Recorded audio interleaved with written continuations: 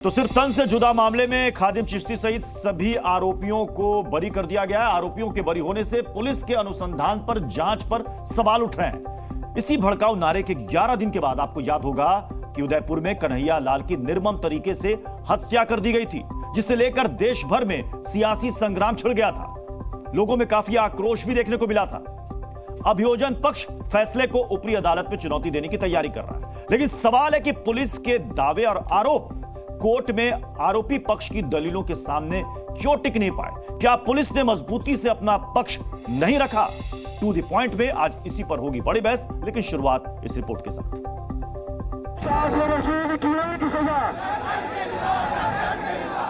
अजमेर दरगाह के बाहर सर तन से जुदा नारे लगाने के मामले में कोर्ट ने मंगलवार को गौहर चिश्ती समेत सभी 6 आरोपियों को बरी कर दिया है। अतिरिक्त जिला एवं सत्र न्यायाधीश ऋतु मीणा ने फैसले में माना कि जांच अधिकारी इस प्रकरण को साबित नहीं कर सके। यह भी साबित नहीं हुआ कि वीडियो और पेन ड्राइव असली है। 22 गवाह और 32 दस्तावेज पेश किए गए, लेकिन पुलिस साबित नहीं कर सकी। इस मामले की जांच दरगाह थाने के तत्कालीन सीआई दलबीर सिंह और एएसआई बनवारी लाल कर रहे थे। दरअसल 2022 में निलंबित बीजेपी नेता नुपुर शर्मा को निशाना बनाते हुए सर तन से जुदा के नारे लगाने का एक वीडियो वायरल हो गया था।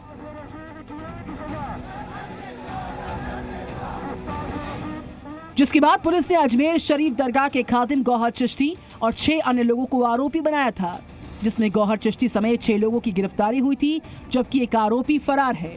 और कोर्ट ने कल फैसला सुनाते हुए 6 आरोपियों को बरी कर दिया। और जल्द ही सरकार लोकल कोर्ट के फैसले के खिलाफ हाई कोर्ट में अपील करेगी।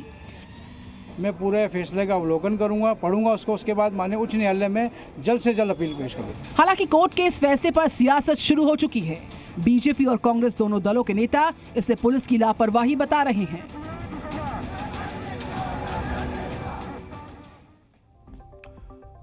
और चलिए अब जल्दी से आपके सामने टू द पॉइंट बहस के 5 सवाल भी रख देते हैं। बहस का पहला सवाल क्या है, जल्दी से देखिए, ये आपके सामने आ रहा है। पहला सवाल, नारे लगाने वाले किसकी लापरवाही से बरी हुए? दूसरा सवाल, पुलिस कोर्ट में साक्ष्य क्यों नहीं पेश कर पाई? क्या पुलिस ने मजबूती के साथ यहां पर कोर्ट में अपनी दलील नहीं रखी? ऊपरी अदालत में मजबूत दलील क्या रख पाएगी पुलिस, अगर निचली अदालत में नहीं रख पाई तो? राज्य सरकार ने मामले को गंभीरता से नहीं लिया क्या? और सवाल यह भी कि जहरीले नारे के 11 दिन के बाद कन्हैया की हत्या कर दी गई, परिवार वालों को इंसाफ कब? तो ये है 5 अहम सवाल जिस पर बड़ी बहस होगी। हमारे साथ एक बड़ा पैनल हमें ज्वाइन कर रहा है। हमारे साथ हैं डॉक्टर आदिश सी अग्रवाला जी, जो कि सीनियर एडवोकेट हैं और आउटगोइंग प्रेसिडेंट हैं सुप्रीम कोर्ट बार एसोसिएशन के। अश्विनी उपाध्याय जी हैं, सीनियर एडवोकेट हैं। आचार्य विक्रमादित्य हिंदू धर्मगुरु हैं। परवेश चौधरी जी हैं, विश्व हिंदू परिषद के प्रवक्ता।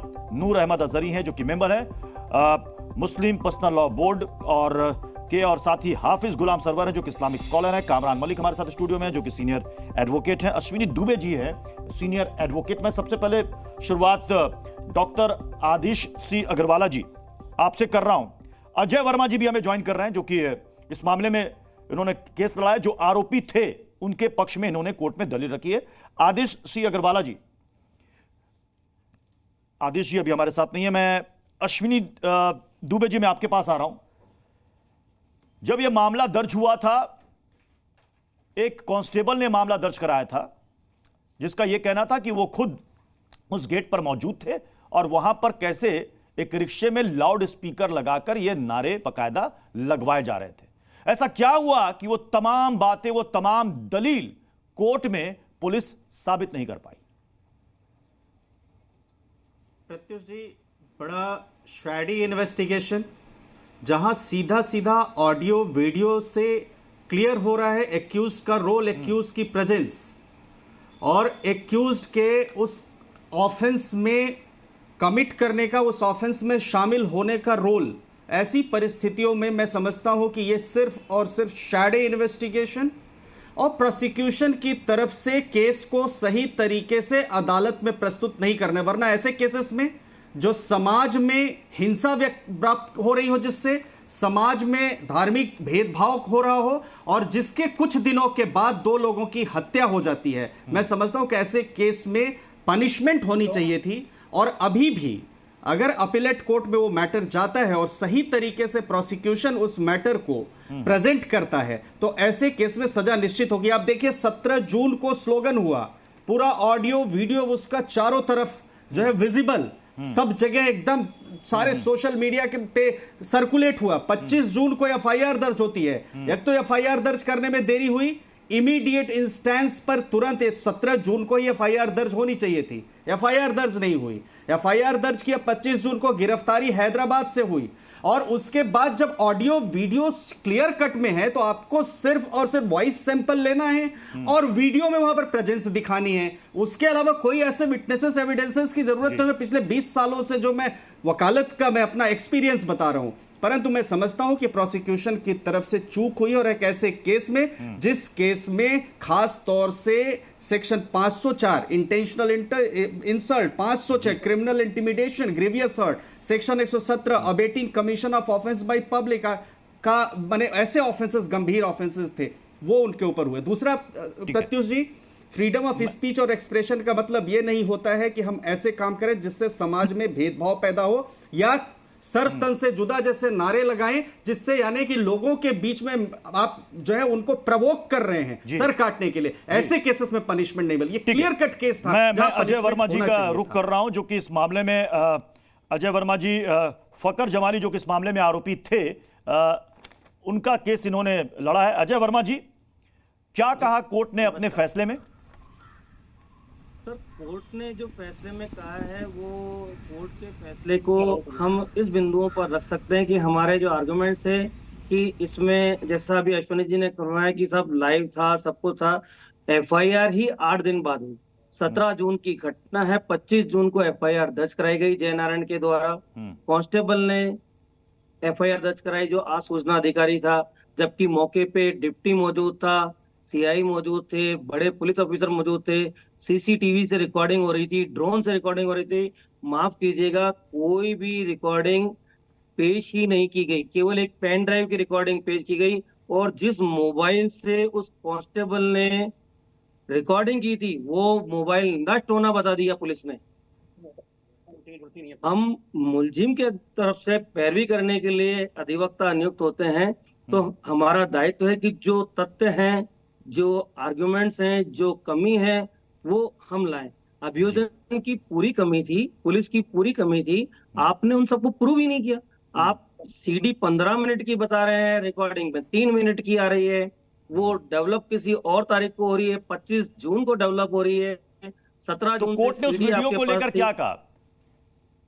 सर, अभी कोर्ट का जजमेंट कॉपी बाहर नहीं आई थी, लेकिन उनके जो हमारे आर्गुमेंट्स हैं, उन आर्गुमेंट में था कि जो पेन ड्राइव में डाला गया उसका ना तो वॉइस सैंपल, यानी कि अभी तक ये क्लियर नहीं है। यानी अभी तक हम ये माने, आपने कहा कि अभी कोर्ट का पूरा जजमेंट आपने देखा नहीं है, अभी कॉपी नहीं आई है, यानी उस वीडियो को लेकर अभी तक कोर्ट का कोई वर्डिक्ट है नहीं कि वो वाकई में वीडियो डॉक्टर्ड है, फेक है, क्या है, ये क्लियर नहीं है। सर, ये तो पायरेटेड वीडियो था ना, ओरिजिनल तो मोबाइल नष्ट कर दिया, उससे इन्होंने सीडी तैयार की, सीडी से इन्होंने पेन ड्राइव में डाला और उनको कनेक्ट करके पेश किया।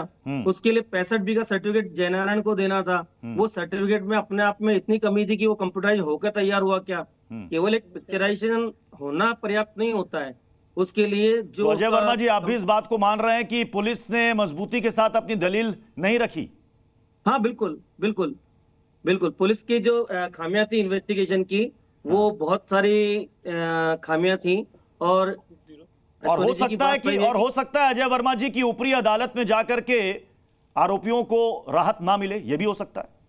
नहीं, मेरा मानना है कि जो ट्रायल हुई है, वो ट्रायल में मैंने जो जिरे किए हैं उसमें एक एक पॉइंट को इस तरीके से रखा है, क्योंकि हम जानते थे कि ये मीडिया ट्रायल है, सेंसिटिव मामला है। इसमें 2 व्यक्तियों के मर्डर के लिए एलिगेशन प्रोसिक्यूशन लेकर आ रहा है, लेकिन माफ कीजिए, एनआईए ने इस प्रकरण को कन्हैयालाल के मर्डर से लिंक माना ही नहीं है। एनआईए की चार्जशीट में यह हवाला है कि वो लिंकिंग ही नहीं है। ठीक है, मैं अब बाकी मेहमानों का रुख करूं, उससे पहले मैं आचार्य विक्रमादित्य जी आपके पास आता हूं। यह एक ऐसा मामला था जिसको लेकर के पूरे देश के अंदर जबरदस्त आक्रोश देखने को मिला था, सियासी संग्राम तक छिड़ गया था। लेकिन जब कोर्ट का फैसला आता है, लोअर कोर्ट का, आरोपी बरी कर दिए जाते हैं, तो पुलिस के अनुसंधान पर सवाल खड़ा होता है। और देखिए, दोनों पक्ष के वकील भी हमारे साथ हैं, कानून के जानकार भी हैं, और ये कह रहे हैं कि पुलिस ने अपना पक्ष मजबूती से नहीं रखा। क्यों नहीं रख पाई पुलिस, क्या वजह है?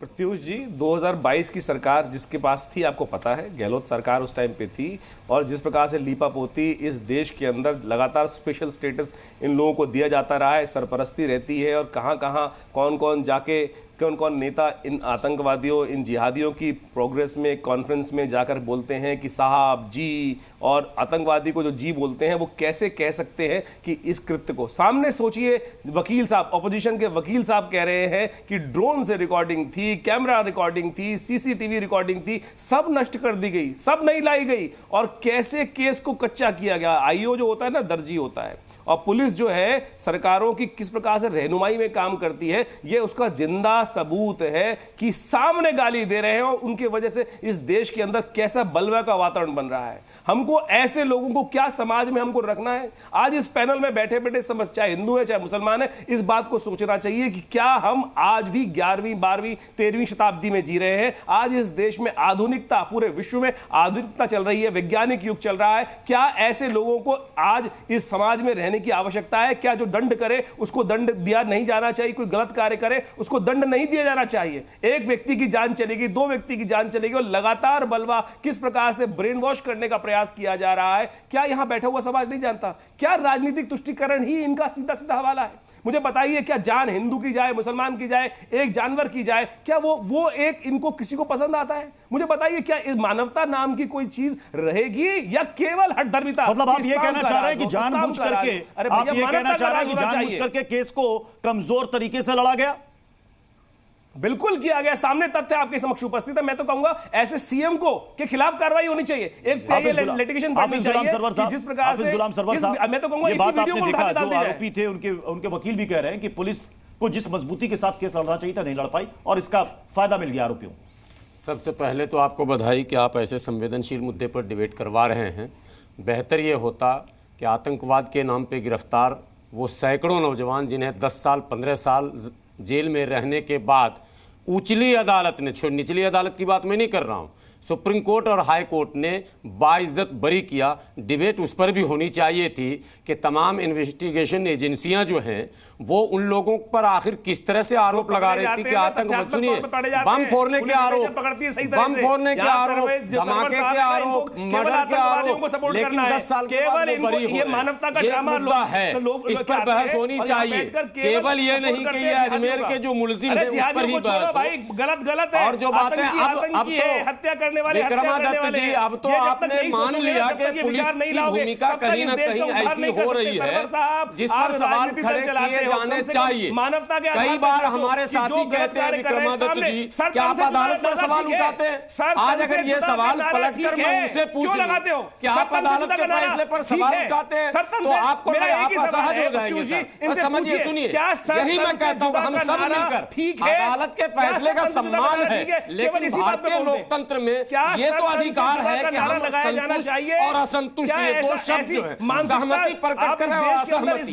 यही सवाल आप बार-बार हमसे पूछते थे कि अदालत पर आपको भरोसा नहीं, 100% भरोसा है, और आज आप भरोसा रखिए, सरकार जाएगी, अब तो सरकार आपकी है, अब सरकार चैलेंज करे, हाईकोर्ट जाए, सरकार के पास ऑप्शन खुले हुए, दरवाजे खुले हुए हैं भाई, तो आप जाइए, उठिएगा। परवेश जी को भी लाइएगा स्क्रीन पर। परवेश जी, आपके दरवाजे खुले हैं, देखिए परवेश जी, एक पॉइंट यहां पर यह रखा जा रहा है कि जब आप कहते हैं कि साहब बड़े बड़े फैसले आते हैं तो आप कहते हैं कि कोर्ट पर एतबार है ना, तो कोर्ट पर एतबार कीजिए। तो अब यहां पर भी कहा जा रहा है कि जब निचली अदालत ने फैसला दिया तो अदालत के फैसले पर भरोसा रखिए। क्यों सवाल यहां पर खड़े कर रहे हैं कि भाई साक्ष्य वहां पर पेश नहीं कर पाए? क्यों? अगर साक्ष्य पेश नहीं कर पाए तो गलती किसकी है? देखिए, हम कोर्ट के निर्णय पर तो कुछ नहीं कह सकते, और अभी निचली अदालत का ये फैसला है, अभी आगे भी जाने का एक अवसर सरकार के पास भी है, पुलिस के पास भी है, ठीक है ना। तो कोर्ट के निर्णय पर तो हम कुछ नहीं कह सकते, परंतु ये जरूर एक, अगर सरसरी नज़र से भी देखा जाए तो ये समझ में आता है कि कहीं ना कहीं पुलिस की जो है इसके अंदर, इन्वेस्टिगेशन के अंदर कुछ समस्याएं हैं, और वो किसके प्रेशर में ये काम कर रही थी, हम सबको मालूम है कि उस समय कांग्रेस की सरकार थी और कांग्रेस तो मुस्लिम तुष्टीकरण की राजनीति लंबे समय से करती आ रही है और उसके चलते क्योंकि एक विशेष वर्ग का वोट लेना है और उस चक्कर में पुलिस पर प्रेशर बनाया होगा। और पुलिस पर प्रेशर बनाने का कारण है कि उन्होंने, क्योंकि कोर्ट में तो जो न्यायालय होता है वो तो जो साक्ष्य उसके सामने रखे जाएंगे उसके आधार पर निर्णय लेता है, तो साक्ष्य रखे ही नहीं गए होंगे ठीक से पुलिस के द्वारा। प्रोफेसर साहब, इस बात को तो आप मानेंगे ना कि पुलिस चाहे तो साधारण व्यक्ति को भी मुजरिम बना सकती है और मुजरिम को जो है वो सामान्य नागरिक बना के पेश कर सकती है। इस बात पर तो कम से कम आप सहमत हैं? नहीं, सरवर साहब ऐसा कभी नहीं कर सकते। सरवर साहब ऐसा बिल्कुल नहीं हो सकता है, परंतु वो तो गया ना, अभी कोर्ट ने निर्णय लेना है। जिसके नारे सर तन से जुदा में लाउड स्पीकर लगा के बोल रहा है भाई, उसको आप बरी कर रहे हैं। अरे अरे अरे मेरी बात सुनिए, सरवर सरवर सरवर सरवर सरवर भाई मेरी बात सुनिए। एक्चुअली क्या है कि जब वो खुद ही बता रहे हैं, बाकी भी पैनलिस्ट बता रहे हैं कि उसमें से बहुत सारी वीडियोस को काटा छाटा गया और जो ओरिजिनल वीडियो है वो कहां पर है, डुप्लीकेट वीडियो क्या है, इसमें बहुत सारी चीजें आपको सामने दिख रही है। इसका मतलब कहीं ना कहीं सरकार जो है, सरकार का प्रेशर था और उस प्रेशर के कारण से, उस प्रेशर के कारण से पुलिस ने वो सारे प्रमाणों को नहीं रखा कोर्ट के सामने। यही तो मैं आपसे विनती करता हूं। तब आप हमको कहते हैं कि जांच एजेंसियों पर आपको भरोसा नहीं है। अरे साहब, बिल्कुल भरोसा है। भरोसा आपका जहां नहीं है वहीं हमारा भी नहीं है, यानी कि पॉलिटिकल लोगों पर जो ये भरोसे की बात नहीं है, ये तुष्टीकरण और केस है, तथ्यात्मक केस है। आपके आदमी जो है वो पकड़े जाते हैं डायरेक्ट बम फोड़ते हुए, डायरेक्ट पकड़े जाते हैं, डायरेक्ट इन्वॉल्वमेंट होता है। डायरेक्ट तो सब पकड़े जा रहे हैं, आपके आदमी पकड़े जाते हैं, मगर इनडायरेक्ट हो जा रहे हैं। आपके तो सारे एक एक यही तो सवाल किया जा रहा है। इस मामले को लेकर उसके वकील हैं, राजनीतिक दलों का क्या कहना है वो भी एक बार सुन लेते हैं। क्या कह रहे हैं वो, एक बार सुन लीजिए। जब हमारे समय में कोई फैसला इस तरीके का आता था तो ये कहते थे कि ये तुष्टीकरण की नीति पे चल रहे हैं और सरकार ने अच्छी पैरवी नहीं की। आज इस सरकार को जवाब देना चाहिए कि आपके समय में वो बरी कैसे हो गए, किन किन आधारों पर क्यों कर उनको दोष मुक्त किया गया है, इसकी गुणों पर प्रति मंगवा कर ऊपर सर्टिफाइड कॉपी मंगवा कर निर्णय करेंगे और एक्यूटेड के खिलाफ जो कार्रवाई होगी वो तुरंत कार्रवाई करेंगे। नूर अहमद अजहरी साहब, ये देखिए दो बयान सामने आ गए कि हमारे समय में फैसला आता था तो कहते हैं कि तुष्टीकरण हो रही है, अब इनके समय में फैसला आया, मतलब अब गेंद आपके पाले में, तो जवाब आप दीजिए। सियासत शुरू हो गई। मैं अपनी बात 3-4 मिसरों से शुरू कर रहा हूं। बैक से आवाज आ रही है, रिटर्न आ रही है, उसको जरा बंद करवाइए। हाँ, वो ठीक हो जाएगी। हम वतन है, हमें बेसूद ना समझा जाए, प्यार के फूलों को बारूद ना समझा जाए, जो है मुजरिम उन्हें सूली पे चढ़ा दो, लेकिन हर मुसलमान को दाऊद ना समझा जाए। मैं बहुत देर से डिबेट को आपकी सुन रहा हूं। पूरे सभी मामलों में सियासत होती है। यहां पर तो कोई संवेदनशील मामला हो, कोई कितना गंभीर मुद्दा हो, यहां पर बस अपना वर्चस्व बना रहना चाहिए। इस पर बातचीत होती है।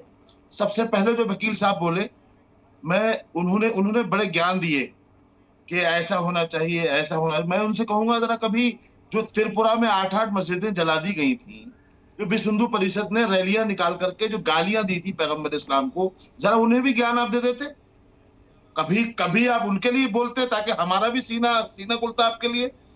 मतलब एक तरफा आप एक ही समाज को टारगेट करते रहेंगे तो कैसे काम चलेगा? रही बात सब बैठ के बदले की राजनीति लेंगे, ईंट के पत्थर, आप मतलब पत्थरों के बदले में मिसाइल चलाएंगे, परिषद ने ऐसा कभी नहीं किया। आप बैठकर आपका विश्व हिंदू परिषद ने ऐसा कभी नहीं किया। करेंगे मुझे बताइए, पता नहीं कौन से केस, झूठे केस जिसमें इन्वेस्टिगेशन नहीं है, कोई नहीं है, आप यहाँ पर उपस्थित कर देते हैं तथ्यात्मक तौर पर, जिनका कोई बेस नहीं है। यहाँ पर तमाम वार्ता में ऐसे बताने का प्रयास करते हैं अजहरी साहब, जहर बोलने का काम करते हैं। अरे आपके सामने नारे लगा रहे हैं भाई, आपके सामने हर मस्जिद में नारे लगते हैं, आपके हर समय में हर जगह नारे लगते हैं कि मुझे बताइए, सर तन से जुदा का नारा गलत है या सही है? सर तन से जुदा का नारा होना चाहिए, सर तन से जुदा का नारा होना चाहिए। मैं कह रहा हूँ तमाम यहाँ पैनलिस्ट बैठे हैं, एक वोट करा लीजिए, एक रेफरेंडम करा लीजिए, प्रत्युषी रेफरेंडम करा लीजिए।